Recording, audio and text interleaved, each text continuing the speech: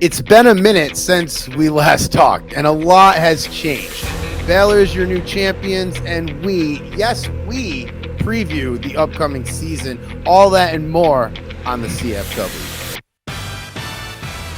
Yes, sir. We are back. This is College Football Weekly, presented by the P2P, your source for everything college football in the universe that we call P2P. What's up, Tobin? Back in for another season. And of course, this podcast being recorded, as always, in the studio apartment. And from that, the sounds of it, maybe not much longer here in the studio apartment, but yes, we're here in College Football Weekly, and as I said in the teaser, a lot has changed, and yes, I'm going to get to it. I'm going to get to it right now. One of the things that have changed is I'm going to be welcoming in a co-host, and I will welcome him right now. The OG of the P2P, as they say, of the podcast community, the one, the only. If we had a little bit more money, I would put in the studio clap sound effects, but Yeti. Thanks for joining us, man. Yeah, I can do that. There you go. the Wu-Tang sound effect. Did the breath one, like with the one when you were a little kid. I love it. It's all the applause I'm getting. But yeah, good to be here. Excited to preview the teams coming up and the season coming up. We had an exciting one last year, and this one looks just as good. And it's kind of our last one before we move on, and I'll have to learn some new strategies and new ways of doing things. But this should be a good one. Should be a good capper, and hopefully Utah can find themselves back up on top. Well, we'll get to that very shortly. Before we do, I also wanted to mention another program change here. Someone who has been a huge help this season already. And he'll probably be a huge help to you guys too, because he's thinking about releasing this stuff. The statistician of the P2P, the main researcher, of course, talking about Wire Forest, who has been such a huge help for the show already just in our first week together. So thanks for the stats. Thanks for the help and support. We really do appreciate, oh my gosh, all the stats that we've got. I felt like a professional, Yeti. You know, I get this spreadsheet and I'm like, wow, this is a lot. Yeah, that's funny. I actually do get like some of those spreadsheets for NBA basketball, and it's not very far off. Wow, I'm getting this for free. He's sending that in professionally done. I'm like, man, I didn't need the seal coating. I didn't need the vinyl cover, but it was fine. You know, it looked great. But, you know, today, you know, we're going to be previewing the season that is about to happen in the P2P, but we would be doing a huge disservice if we didn't talk about last year's championship. And of course, wanting to give props to both the Baylor Bears and Yeti, your team, Utah, in the championship. I figured I'd give you the floor because I'm never going to be there, but you can talk a little bit about the national championship experience, the game itself that me and you called, and just your overall thoughts from last year's national championship game.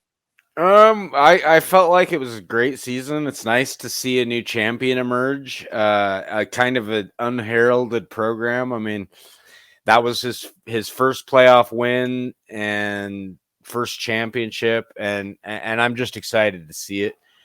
Utah's kind of been around the block, and so has Florida State, and it's kind of been a two-headed race for, you know, we're going on 4 or 5 seasons now. And so it's nice to see, you know, kind of Baylor start to crack up there and go from, okay, good, they're a playoff team, now they're elite.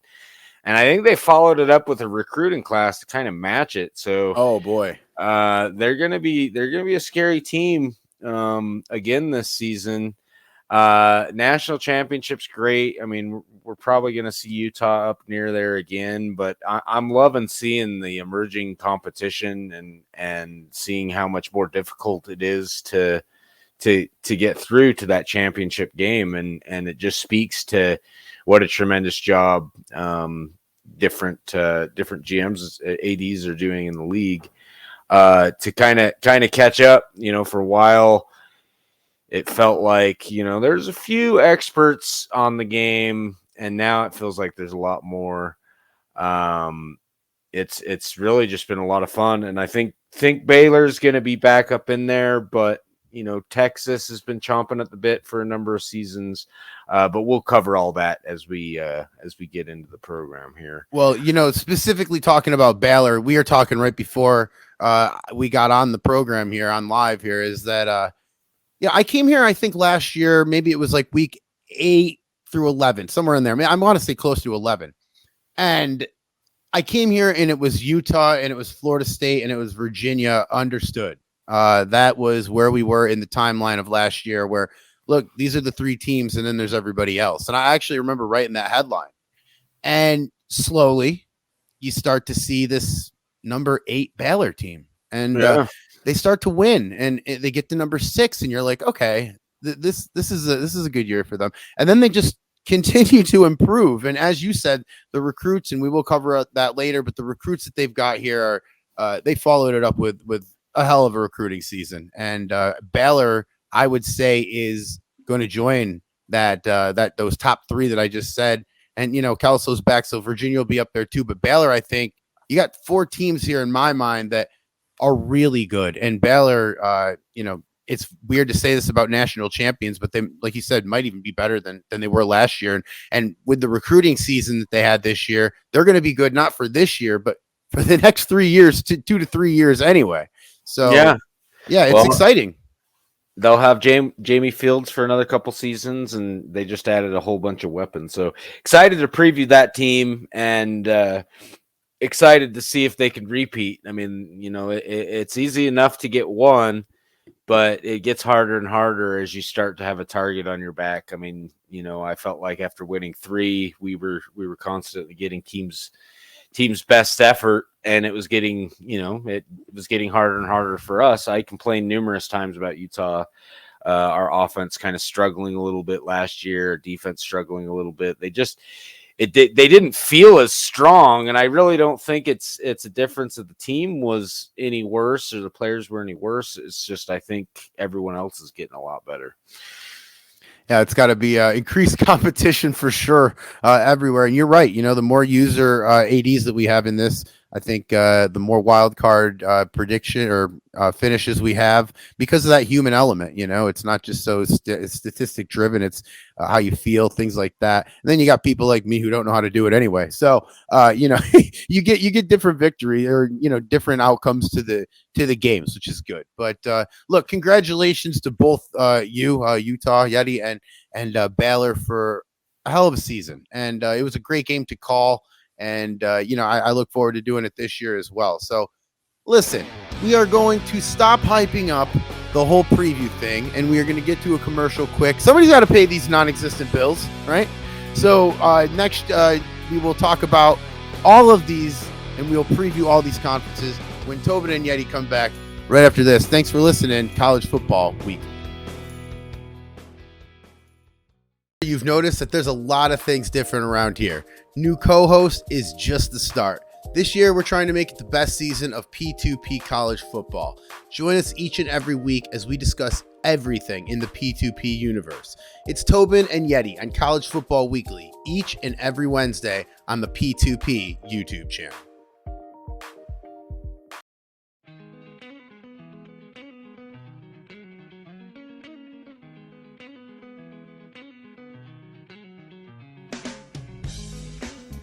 And we're back on College Football Weekly. Tobin and Yeti hanging out with you on a Wednesday brunch time schedule for me. It's a morning for Yeti, but looking to go over to preview this upcoming season and looking to preview the conferences, if I can talk. And in the name of fairness, boys and girls, we've decided that we are going to preview the conferences in alphabetical order. That's right. We don't want any fighting. There's not going to be any favoritism. This isn't real college football, or else the SEC'd be going for. That's another topic for another day. Listen, the Atlantic Coast Conference. Let's just start there. The prestige level here, 72, a pretty good ACC. The defending conference champion, Florida State Seminoles, defeating Virginia last year. Daniel Kelso and the boys coming up a little short. A 44-24 victory with Florida State defeating Virginia last year. And the ACC powerhouses that are Florida State and Virginia, they're going to be back. Okay. Virginia, like I said, will return Heisman winner Daniel Kelso, who is back for his senior year. And boy, does he have a crop of talent around him. Jack Horn, Jesus Vaughn will do the split running duties. But look, every week last year with Virginia, you would either see Daniel Kelso or you'd see Eric Southard, the wide receiver, his favorite target, having player of the game. And look, Kelso's favorite target comes back for Kelso's senior year. He's already got a Heisman behind him. On top of that, they got Todd Watley coming in as a freshman this year. Look, this Virginia team actually looks better than they did last year. And I know we just said that last segment about Baylor, and it's not going to be a continuing theme, but Virginia does have a team that looks better than last year. Yeti, I don't know if Florida State can compete with Virginia, and I know those are fighting words, and that's why I said them. They are fighting words, especially because I don't think Virginia's managed to get past Florida State yet. And they've got 5 or 6 meetings now since Zach took over Virginia, and I think Florida State's gotten every win in that series so far. But like Josh keeps saying, it's like this can't continue forever. I've got to lose. Hey, I was saying that for 63 straight games, so it can happen for a while, and it starts to make you feel like, when's it gonna end? I need this thing to end. With Utah's streak, I was there. Let's just get that one out of the way so we can just get back to competing again and lose some of the pressure. So the pressure is going to be on Florida State. Virginia can come in kind of loose and maybe just try some different stuff. But I do expect Virginia is going to eventually get that win. I'm kind of bummed. It was looking like we were going to have a nice series of Florida State, Virginia, Utah, early season kind of here's a playoff preview series, but schedulers didn't end up liking us. And so Virginia and Utah didn't end up getting scheduled. And I'm pretty sure the Florida State, Virginia's already scheduled, but we missed a third of it, but we got FSU and Utah coming up early in the season. I think that'll be a big test. Oh yeah. And a big, where's this season going to head? I mean, It's really going to be interesting to see, a game that big, that early. Neither Florida State nor Utah have had kind of at a conferences like that, in the last decade or so. So really exciting early season matchup of annual playoff teams, championship contenders. But the ACC, you still have a few other teams that need to be talked about. Obviously we all know Florida State, we all know Virginia, but Clemson, they're going to be coming back at some point. You just wonder when, and is this the season? They also had a pretty great recruiting class. They picked up the top 2 QBs, a bunch of wide receivers. They look like they're going to be coming back better than ever. So if they got good enough line play, they might be pretty scary. And then you got Miami as well. They've kind of annually had a really talented squad. They come up in the top 10 yearly. I think they're listed at number 4 right now. So it'll just be interesting to see if they can finally put that together. I mean, the Hurricanes have had a lot of talent, but they just need to put that talent together. But you're in a tough conference. This is the most human ADs outside of the Pac-12. So it's a tough conference and tough sledding to come up. But I think we're going to kind of see a similar trajectory of seasons past. We're going to see a top Florida State, Virginia, and Louisville. And I know, you're probably going to disagree with me, but I'm going with Florida State to win the conference again.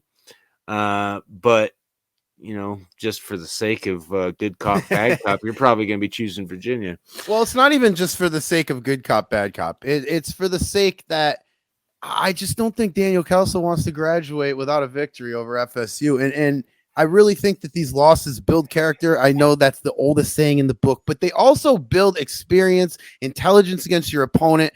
I don't know. Listen, In real life, I'm a Michigan fan. Okay, we beat Ohio State this year. I got. Can you believe all over me? Okay, so I think that Virginia will win this. They will get over the hump. Saying that, I don't know if they win the conference. I don't know. Florida State and Virginia are very, very close here. And, you brought up that Miami team that is very, very talented. Ledoux, the defensive end there, he had a fall off year last year. And I think he comes back. I think that Miami defense will improve a little bit. And I think that, they're going to be somebody to mention in the conversation. Do I think they're going to win the ACC? I do not.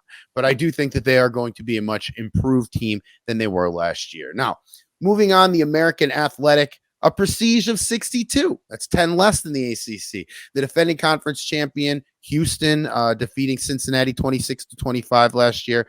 And look, Cincinnati and Houston are the two teams that come to mind when you talk about the American Athletic, right? And let me redirect your attention just for a second to my friends over there in Connecticut who share a number 20 or have a number 23 ranked Connecticut Husky team, a strong defensive secondary, a talented group of seniors on the defensive side of the ball. But the question with how far UConn can go is how far sophomore quarterback Edward Schaefer can take them. Last year, he threw for about over 4,500 yards, threw for an incredible 45 touchdowns.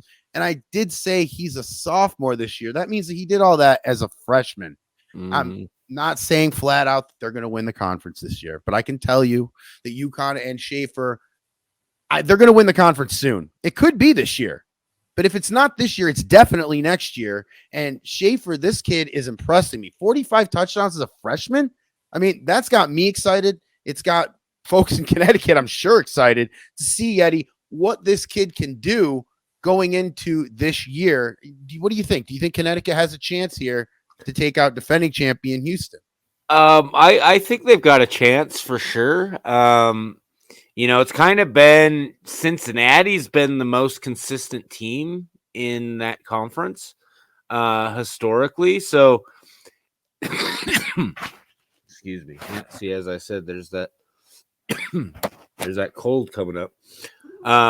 They've been historically very good. Cincinnati has, and they've got. Schaefer looks good, but there are a few knocks on him. He's got a short arm. He doesn't have elite intelligence, so he's got to play a simpler playbook, and they do a good job of surrounding him with decent plays and decent stuff to run that he can handle. But I feel that when you start getting into the elite matchups, there's a lot of bad teams in the American Athletic Conference. And so when you start having to face the more elite teams on a more consistent basis, I think some of those flaws will start to show up. So he got a lot of big numbers, but I think he put up a lot of big numbers against bad teams. And there's a reason that UConn was 9-4, and why Houston and Cincinnati are at the top of the conference, because they've consistently shown that they belong there. Now, I do think UConn can challenge to unseat, one of those teams, but you've got a really, really talented offense in Cincinnati. It's kind of emerging and kind of fun to see. Houston, Cincinnati, and Connecticut emerge as the, kind of reminds me of like the old school WAC in the 90s, like tons of just big arm teams going for that air raid offense. And it's fun to watch. It's a lot of fun to watch. Cable companies love it. Yeah. They love it. Yeah. It's like the ratings are through the roof, right? Yeah. Just electric offenses. It would be fun to watch. I think we're going to see a lot of points for sure, especially out of those big three. I don't think it's going to deviate much from that. I think you can kind of pick and choose which team you want to go with, Houston, Cincinnati, or Connecticut. And, you've got pretty equal shot, I'd say, of of one of those teams emerging as the conference's champion. Now, will they be competing for a playoff? One of those teams needs to get down to 2 losses instead of 4 on the season. And so that's kind of been the thing with the AAC is, you've got what, 6 teams last year that went 8-5 or better. So what, five teams that were 8-5 and better last year, and then with a good 7-6 Memphis as well. So you have kind of a lot of mid to upper tier teams in this conference at the top. But if Cincinnati could get some direction, I like UConn's prospects over the timeline, over the next few seasons. They have some good leadership over there. If Cincinnati or Houston ends up with that, they've had historically the talent to kind of take it and run with it and maybe get into some playoffs. Cincinnati's been there a few times, but it's fun to watch UConn kind of start to develop and come up. I mean, they've had a quick turnaround and should continue to do so. And Schaefer's going to be awesome for him, but can he match up with what's his name? With Mark White from Cincinnati. White, and honestly, you know what? I don't think he can. And I don't think he can this year. I think the Connecticut will win this conference next year. This year, I don't see it, only because when you have Mark White, who was in the top 3 for the Heisman all year long, as long as he is enrolled at the University of Cincinnati, I think they are the team to beat. And I know I say that understanding that Houston won last year, but Cincinnati, I think, still is the team to beat here. And I think then it's everybody else. And we'll have to see if the Bearcats can continue a strong year this year as they did last year. We both think so. We'll have to see. It all goes with how well will Mark White play and follow up a sophomore year. Follow up his freshman year. Will it be a strong sophomore campaign? We'll have to see. But moving on, the Big 12, a prestige of 73, the defending conference champion, the defending national champion, Baylor, defeating West Virginia 44-24 in the finals last year. And look, Big 12 titles, they still go through Baylor and West Virginia and Oklahoma too, if you really want to throw them in. Even Texas will be there to compete for this, I think, and not a super serious Texas team, I don't believe. I think there's going to be there, but I don't think they're going to be there at the end. Baylor is a good team. I don't think anybody's going to be there in the end except for Baylor. 15-1 last year, a national championship. But more importantly, we said earlier on there, bringing in some freshmen, running back Kai Kalua and Dante Marks, both freshmen, both elite athletes that will see the field, that will make a difference day one in that running game for Baylor. Also, 2 wide receivers that they went out and got, both playmakers in Collins and Gay. So this Baylor team, sick enough as it is probably better than they were last year. And that's all respect to everybody in the Big 12. I don't think you have a chance. I think it's a very, very steep hill to climb. I can't say not a chance, but I think Baylor is for sure the favorite, the heavy favorite going in Vegas here, Yeti. Yeah, I agree completely. I mean, I think Baylor is going to do what they've done. They've consistently been in the upper echelon of the conference. They finally pushed through that glass ceiling that they kind of had hanging over them. They got through. They got a playoff win this past year. They've done well in the Big 12 historically and won a lot of games, but they've been surprised by a couple teams usually every season. And so the question becomes, which of these teams pulls off an upset, and can one of those upsets take place in the Big 12 championship against Baylor? So is it going to end up being, West Virginia? They're kind of a newcomer. Texas Tech has been looking up. They had, a little bit of an uneven year, but they did beat a playoff team last year. They beat Western Michigan, pretty early in the season, and the wheels fell off. They dealt with a lot of injuries. So if Texas Tech can stay healthy, I think we could see 4 double-digit win teams out of this conference. I think we could see Texas, Texas Tech, Oklahoma, West Virginia, Baylor. I mean, I'm even thinking 5. Below those 5, the 5 bottom half, they're not very good. Historical losing records, but we got a new AD in TCU with Florida State's AD, so he might be turning TCU around. We might see a surprise out of them, but it's going to be a slugfest. And even if Baylor is head and shoulders better than everybody else, it's going to be no picnic getting to that conference championship again. No, and Baylor's always well coached. You got John McKinney over there at Baylor, who, look, you got to be happy for him, right? I mean, he has spent the last, 5-6 years at Virginia. He lost the Cheez-It Bowl to his last game in Virginia, and you know how strongly I feel about the Cheez-It Bowl, Yeti. It's the number 1 bowl in all of college football. But, and then he sits off the sidelines a little bit, comes back after 5 years, and Baylor hires him. He wins the league championship, 15-1.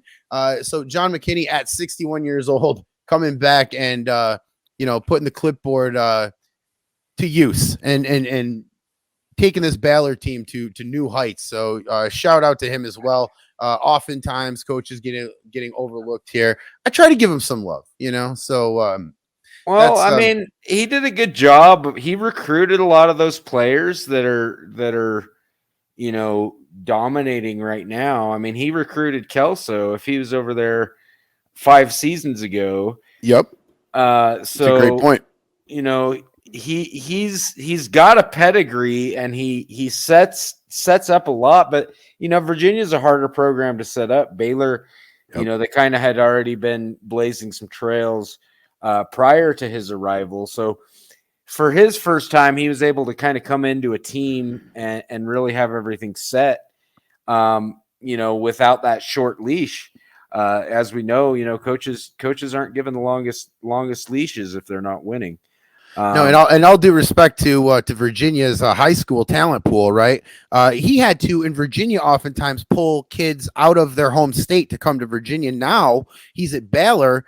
That Texas state, the state of Texas, should I say, just loaded with talent. So now it's a new recruiting system, right? I mean, it's let's not let them leave the state. And that might be a little bit more fruitful at the end of the season when you look at the recruit list. He might be a little bit better doing that than trying to convince kids, because kids oftentimes want to stay close.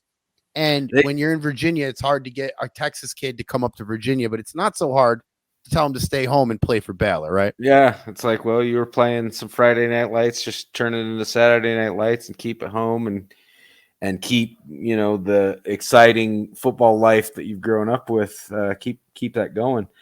And yeah, I mean, it is, Texas is a great place to recruit, especially if you're a local, but you have tons of competition. There's just a ton of schools. Absolutely. I mean, just in the Big 12, you have Baylor, Texas, Texas Tech, TCU, all recruiting.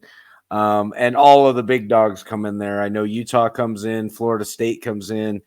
So Texas is tough recruiting ground, and sometimes that can be a good thing or a bad thing. I mean, I know Utah, comes in there a lot and they win some battles for some of those Texas kids, but there are seasons where a lot of resources end up getting invested, and there's no fruit to show for it, and that's where it's really beneficial, being a Texas team from Texas. What's the question is a 4-star from Virginia as good as a 3-star from Texas? I know how the rankings work, okay, but I don't know. I mean, there's increased competition there. People are wrong all the time. I don't know. We'll have to see. But I do think you're right. I mean, there's a lot of people that come into Texas, California, Florida, another those 3 big time states usually, and try to recruit. We'll have to see how he is. But I mean, right now, so far, I can't tell you off the hand because, I'm not a professional here, but I don't know where those recruits from Baylor had come from, what state, but it'd be interesting to take a look at that a little bit. Now, moving on, the Big Ten. Prestige of 70, the defending conference champion, the Michigan Wolverines. They defeated Nebraska 48-38. And look, the Big Ten centers around the state of Michigan, right? We got the Wolverines, we got the Spartans, of course. Now we're adding Central Michigan into the mix as they come in from, I believe, the MAC last year. I have immediate intrigue into how this year goes for the Big Ten. And look, Ohio State's got a new athletic director. Western Michigan's getting rid of their athletic director.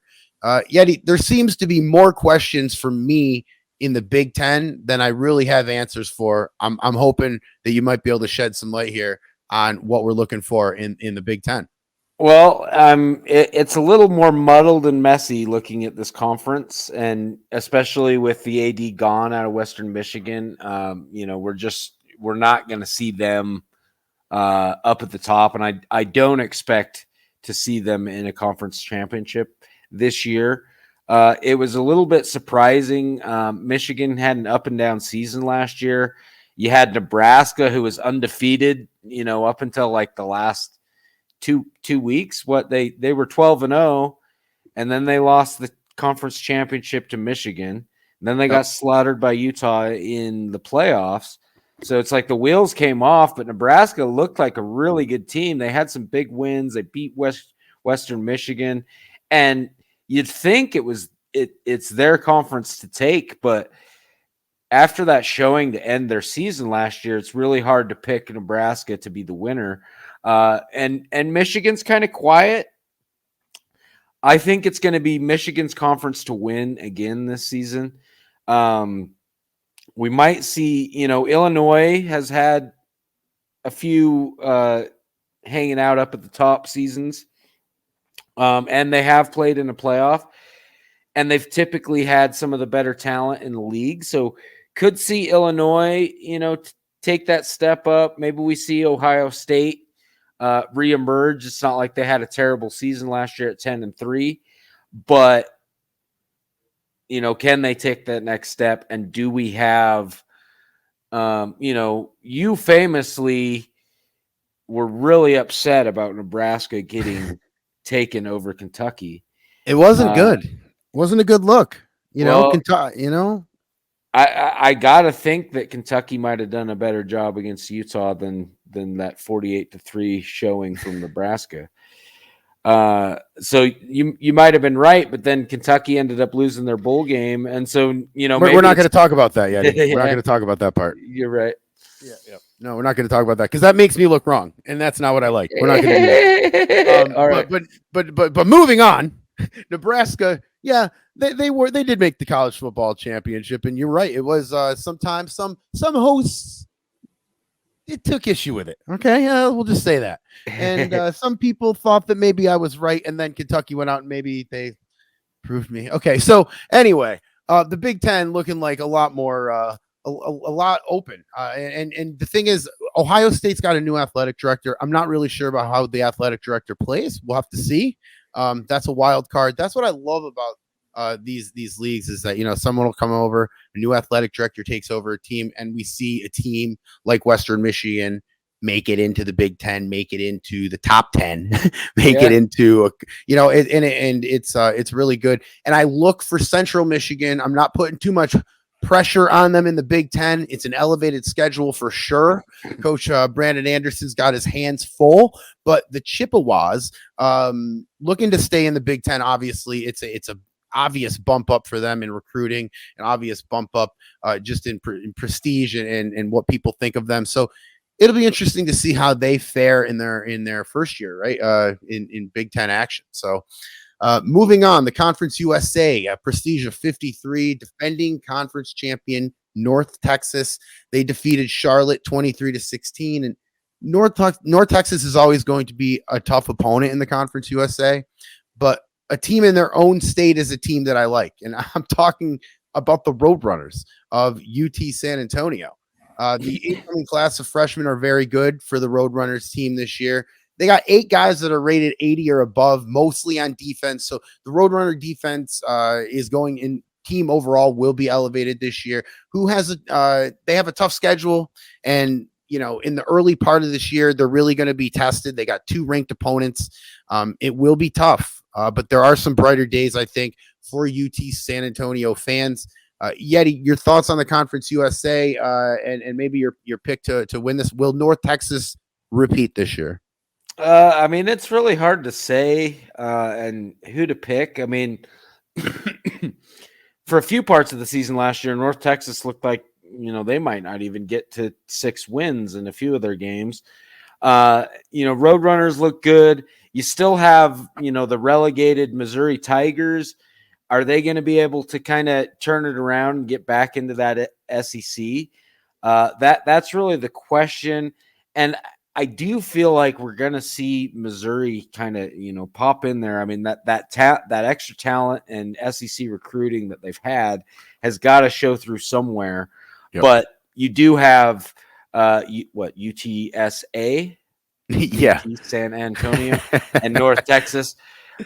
They pick up a lot of fringe recruits out of Texas, and like you were saying, is a 3-star recruit from Texas as good as a 4-star from Virginia? And the recruits that those teams, are able to get out of Texas, staying locally, down in the lower ranks, kind of indicates that maybe there are some talented players that get overlooked in the, it's harder to be a big fish in a big pond. So you might have a lot more of those guys that are big fish in big ponds that just kind of get overlooked among the sea of many awesome players that come out of Texas. But I think we're going to be looking at, probably North Texas, UT San Antonio, Missouri. That's kind of my 3 to look for. But looking at the history of the league, you have a ton of 7-6, 5-7, 7-6, 6-7 teams that come out of that conference. So that's telling me it's really mid-heavy, and it'll be a slogfest. And until somebody can emerge as head and shoulders better than everybody else, it's going to be up in the air for anybody to gain.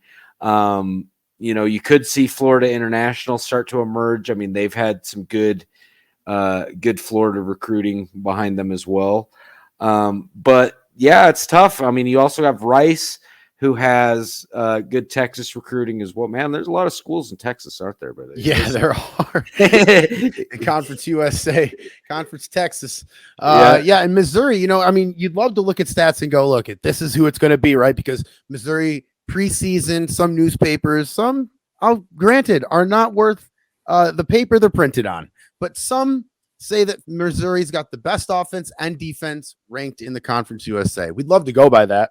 However, when we look at the Charlotte team that just got to the championship, albeit they lost, but they got there, they're 12th out of 14th in offensive rank and 6th out of 14th in defensive rank. So you can't really look at just the stats like that. I mean, that's the best part about this is there are wild cards everywhere. And as you said, the recruiting, there's a lot of Texas teams in here, and Missouri is not in Texas. Okay, for all of you not smarter than a 5th grader failures, Missouri is not in Texas. So that will be harder for them, but they will have, I believe, a more firmly established roster to begin with. So we'll have to see how those two things level out in the Conference USA. But either way, it's going to be a good one here coming up. Now, FBS Independence, that's not a conference. It's not a conference, Tobin. That's okay. That's all right. We'll still cover it. Prestige of 59, in case you're wondering. There is a no, there's not a defending champion, as we just said. But the FBS, to me, looking like Notre Dame and then everyone else. I mean, I remember UMass, they scored a huge upset win last year, but they finished 8-5, which, hey, look, if you're an Amherst, that's a great 8-5. But it sounds like I'm throwing shade at them, but I'm really not meaning to. Notre Dame is the only team ranked here in the FBS independent scene, a preseason rank of number 17. And you have to wonder if we're going to get the Irish from earlier last year that struggled, or if we're going to get the Irish from late last year that collected 6 straight wins. We're going to have to see. There's 2 different, it's a Jekyll and a Hyde situation here with me for the Irish.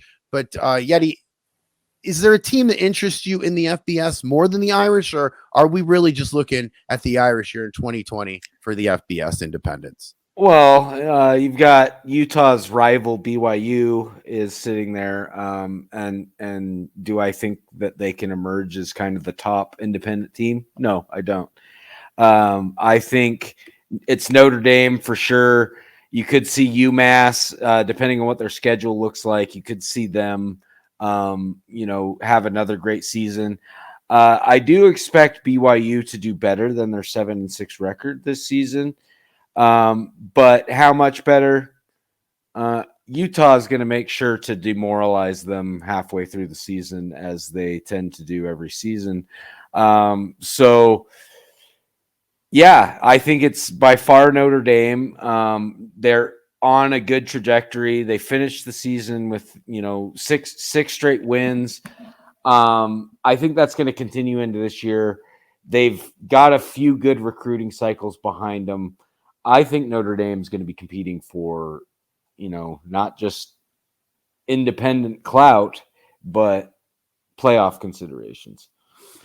Well, I'm going to, you said something about the UMass schedule. You wanted to know. I'm just going to completely finish off my burying here of the UMass program, if I could. Their schedule opens with number 12, Florida. It doesn't get much better than that, but they do have Cincinnati on the schedule. They do have number 20, Iowa. UMass, you might get to 8-5 again. I'm not really sure. I just wanted to continue shoveling in the final dirt in that hole that I was building for UMass there before we moved on. Now, the Mid-American Conference is more up for grabs, I think. It's the prestige of 52. It's got the defending conference champion, Central Michigan, who we both know and we just covered are going to the Big this year. They defeated Ohio 27-20. And Central Michigan gone from the conference into the Big Ten. Minnesota was once a Big Ten team, and they're trying to make it back into the conference that they started. But Central Michigan leaving is going to give Minnesota a little bit better shot. Minnesota was just 5-7 last year, so let's pump the brakes a little bit, Tobe, okay? But look, this MAC conference, I think, is wide open.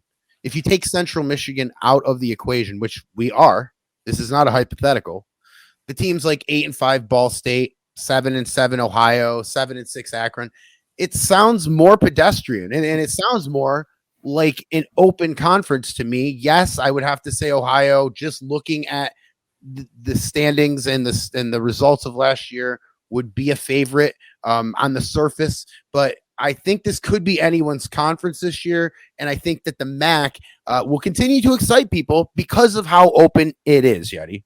Mm-hmm. I agree with you, and it's kind of fun to see some of these other teams come down here as well. Michigan State was really, really bad last season, but they were able to attract, I guess Western Michigan's AD just really doesn't like hanging out in the Big Ten, wants to come back to the Mid-American Conference and switches teams and goes over to East Lansing, going to be taking over Michigan State, but they're not going to be a year one success. So it's really going to come down to, in my mind, Minnesota. I was just looking at their squad last night, actually. They've got an intriguing quarterback. What is his name? I'm just going to pull up his card again real quick. 1 second. Where was that? Yes, Robert Kraft III. I should have remembered that because I was like, "Oh, Patriots owner, the third time." The grandson of the great Robert Kraft. Yep. And so Robert Kraft III, he looks pretty good. He's got great intelligence, great intangibles. He's an awesome leader. Knows how to play the position well. He's kind of got everything you need, except his arm and accuracy is a little bit suspect. They have some great handsy receivers on the outside, and some decent running backs, but not a lot of speed. So it becomes a spacing game for Minnesota. And I do think Robert Kraft could be fairly successful. Just depends on the scheme they run with him.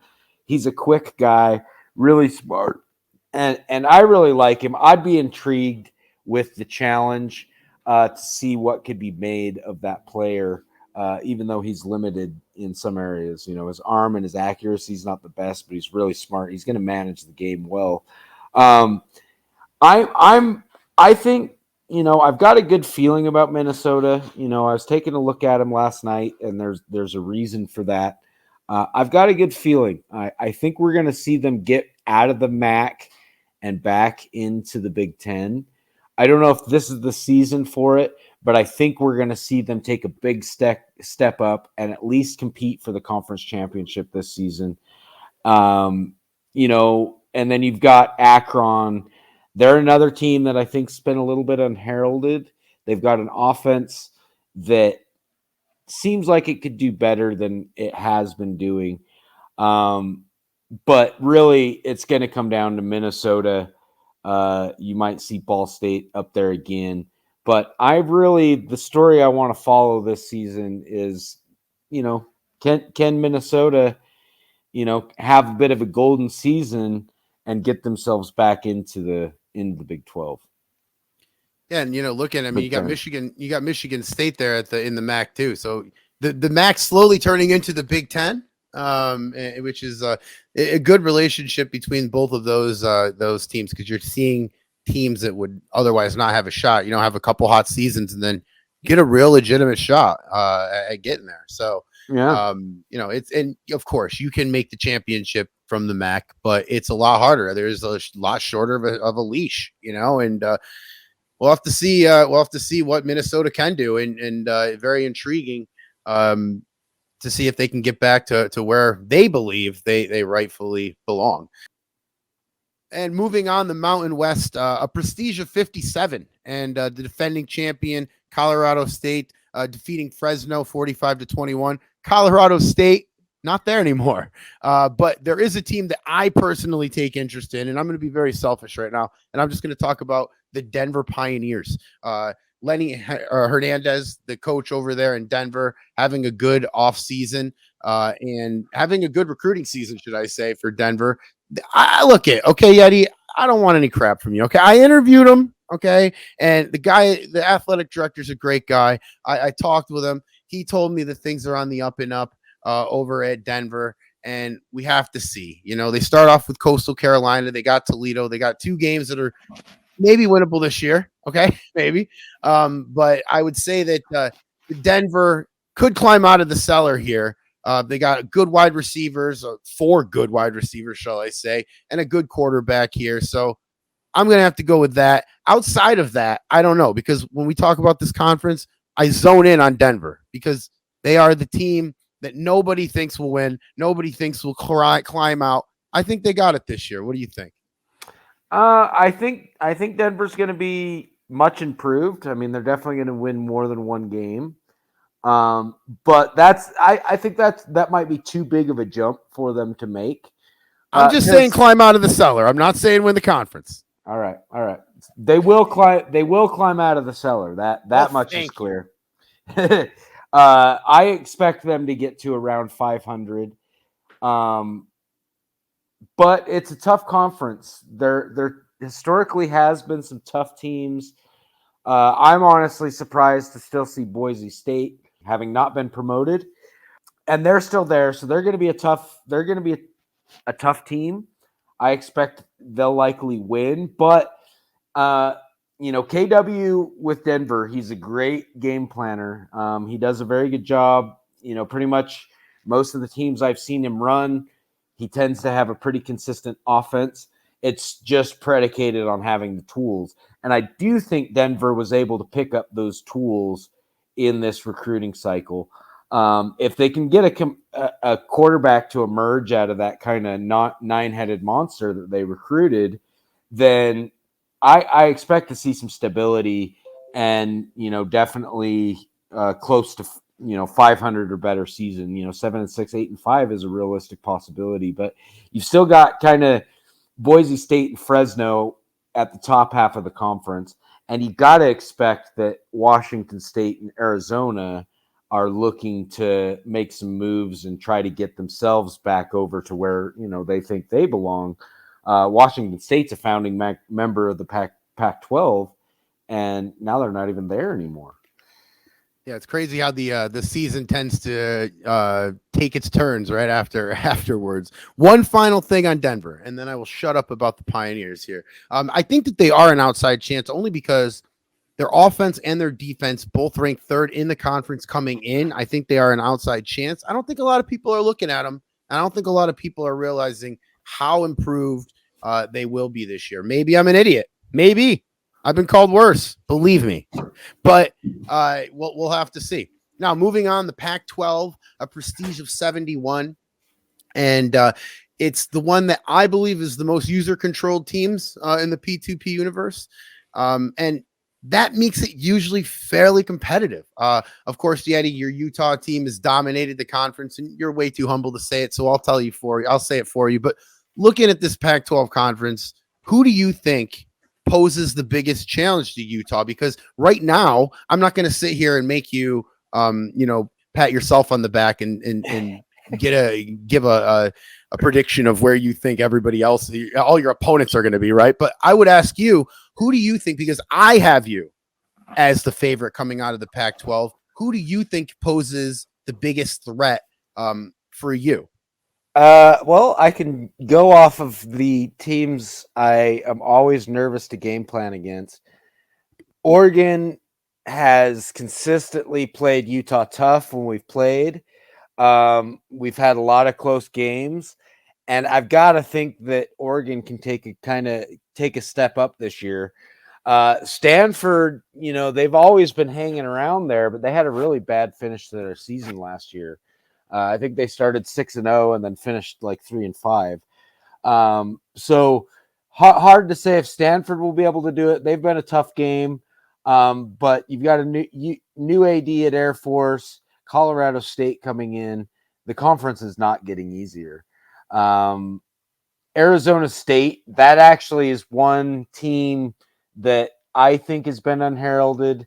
That's why Wire Forest's team, every single time I'm game planning against them, I get really nervous, and something goes completely off what I did not expect would happen. So it's like Arizona State, they could be good. If there's a team I was going to pick to knock off Utah, I'd say it's going to be Stanford or Oregon. But ASU, they've kind of been poised and pushing to get that upset against Utah, and it's got to come one of these seasons. That's one of my least favorite games to game plan for, is that Arizona State game. And Utah doesn't play the other teams every year. So Stanford and Oregon, it's been a few seasons since Utah's played Oregon. And I think last time we did, I think it was like 19-16. So I think we'll see some teams start to emerge, but obviously Utah hasn't lost that conference in 7 seasons since dropping kind of an upset against Cal a number of seasons ago, which Cal has a new AD as well. So, we might just see chaos. In fact, expect to see chaos. But Oregon, Stanford, Utah, Arizona State, I think that's the top 4 for sure. But USC and UCLA, they're both in talent-rich grounds with a little bit of guidance. Either of those teams, I think, are poised to take a step back up at any time. So you could see, you're definitely going to see Utah up at the top. Stanford or Oregon will probably win the Pac-12 North. Arizona State probably in second place, and then who knows? I think there's a lot of spoiler type teams in this conference that really would love to spoil the chances of Utah, getting to the championship game. They've had a big target on their back. All the teams are coming for them. But it'll be a fun season. It's been a fun season every year. There's typically been some really good offenses out of the Pac-12, some interesting passing offenses, interesting running offenses. Arizona State has kind of more of a run first attack. And that might be what makes them tricky, is they're just so different than all the other schools in the conference. Well, a team also that we can talk about in the Pac-12 is a new addition, the Colorado State Rams. 11-3 last year, a preseason rank of number 19 or 20. They come in as the defending Mountain West champions as part of the bump up there, and they've got 2 solid quarterbacks, Noah Lopez and Jean Carvalho. And Carvalho started last year, both juniors, but Lopez had a better year, frankly, not yards wise, because he only started 2 games of a quarterback rating. Definitely was the better quarterback. So, and I know that's not the only stat, but it's one that tells a lot. So Colorado State could come in and disrupt this. You said use the perfect word of chaos, and that could be a big part of what Colorado State offers this conference as a first year participant in it is chaos, because Colorado State could knock off a couple of these teams, and who knows? But the Pac-12 always interesting, as like we said, it's got the most user athletic directors, so it's always one that we like to keep track of closely. Now, moving on, the SEC, a prestige rank of 75. For those keeping track, that is the highest. The defending conference champion, Florida Gators, making me look real good last year. They defeated LSU 27-21. And the good old boys of the SEC, Eddie. I mean, last year, Florida did what I told all you fools that they would do. They made me look smart. They captured the conference championship. They beat Florida State. I know the tension's still high on all those penalties. I know. I'm going to tread lightly. But the Florida and LSU game was great last year. Florida comes in here, and they will have a very tough schedule, very tough competition. Georgia and LSU will be back. LSU is going to be looking for revenge this year. That's a story I want to find. Texas A&M, and they're here, and a team that I think should have made the college football playoffs. And we talked about it earlier, the Kentucky Wildcats. We'll have to see how they rebound from last year's. It had to be better if you're a Kentucky fan. I'm not trying to throw any shade, but Kentucky's not there all the time. Okay, Nebraska, historically speaking, a much more established program. Kentucky has a Cinderella season, almost gets them into the college football playoffs. As I said, it's going to be interesting. But Yeti, this conference is loaded, and any team wanting to repeat as champions seems like a pretty steep hill to climb. What are your thoughts on the SEC? I mean, the first thing that jumps out to me is that last year they only had 3 teams with a losing record in the whole conference. Ooh. So they have 11 teams with winning records, 4 teams last year with double-digit win seasons, 3, 8, and 5 teams. So it's historically been good, and you had the newcomer in Middle Tennessee that actually did pretty well. A lot of people thought Middle Tennessee was going to really struggle in this conference, but they came through and showed, that they kind of belong there. And I think Kentucky, they weren't just a flash in the pan. I think we're going to consistently see Kentucky up in the top 3. But then you've still got LSU and Georgia and Florida and Alabama and Auburn that are all really talented squads. And South Carolina is nothing to sneeze at either. And Tennessee has had some good recruiting classes. Batudo is a good AD. I expect them to turn back around at some point, but this is the hardest conference to do it in. If you're wanting to turn a program around, really tough to do in the SEC. I'm going to put it on. I think Florida's going to repeat. They did lose their quarterback, Dave Thomas, but man, that's a shame. It is a shame, but dude, no hamburgers, no square hamburgers left at the Swamp. Yeah, I mean, can I get a number 5? No, the Swamp has no more number 5. This is devastating to me, Eddie. I don't know if you realize just how sad I am for that. Well, I know the square hamburger tailgates the whole time Dave Thomas was there were really exciting and a lot of fun to attend. But gonna have to find a new tradition for Florida, and if they can keep winning and getting themselves into the playoffs and maybe pulling some playoff wins, then everyone will be happy to go back to round hamburgers. But if not, then they might be looking for Dave Thomas the second to come give Florida some new life again.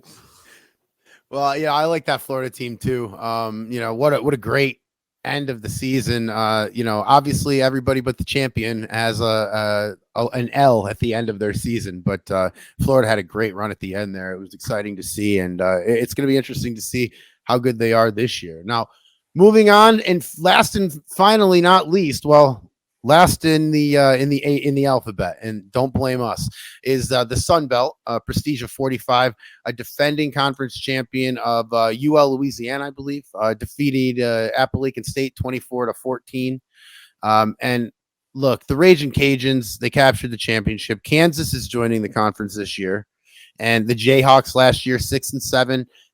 They faced a little tougher competition in the Sun Belt. That's a nice way of saying it. But they were 6-7, and they got sent down here. Now they will get better recruits. How long do you think Kansas stays in the Sun Belt, Yadi? Because even though their record may not back me up, as I said, they're 6-7.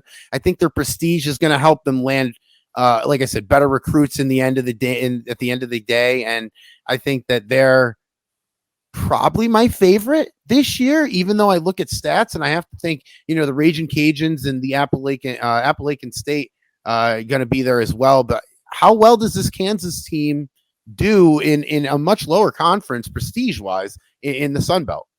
I think there's a good chance that they could come out of the Sun Belt and reemerge. That might be, some bigger school bias, because Appalachian State has consistently been a 11 win season team, and I'd expect them to emerge at some point.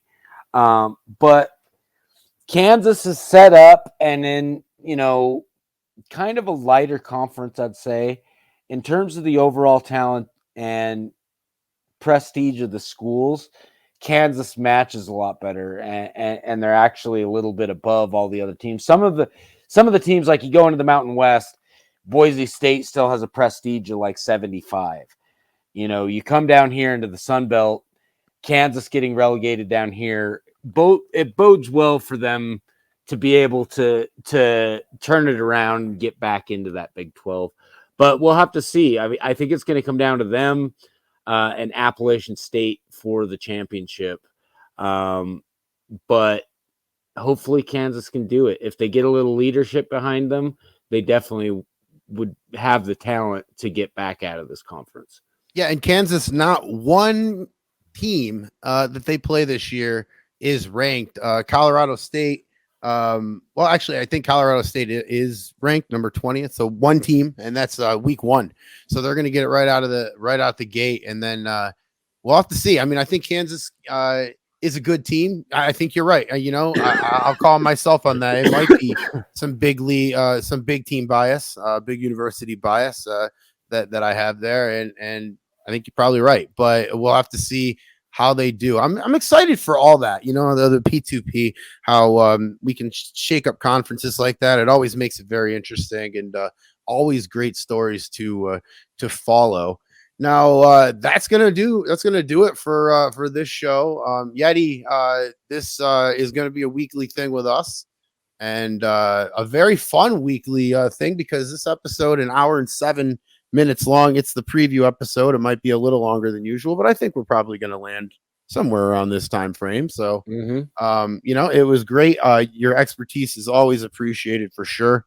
And I'm sure everybody wants you back. So we're both going to be here, and it's going to be a great season. I'm excited for a lot of the season to unfold, and we'll see what happens in the P2P.